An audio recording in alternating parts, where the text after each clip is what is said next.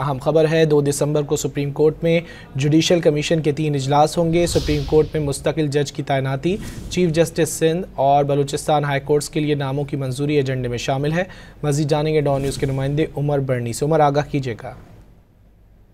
Chief justice Yahya Afridi की सरबराही में judicial commission इजलास 2 दिसंबर को होंगे। 2 दिसंबर को सुप्रीम कोर्ट में जुडिशल कमीशन के 3 इजलास होंगे।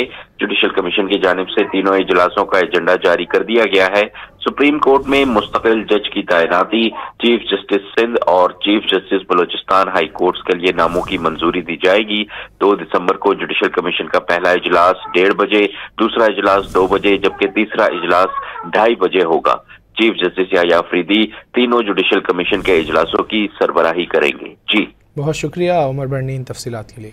अहम खबर है, 2 दिसंबर को सुप्रीम कोर्ट में जुडिशल कमीशन के 3 इजलास होंगे। सुप्रीम कोर्ट में मुस्तकिल जज की तैनाती, चीफ जस्टिस सिंध और बलूचिस्तान हाई कोर्ट्स के लिए नामों की मंजूरी एजेंडे में शामिल है।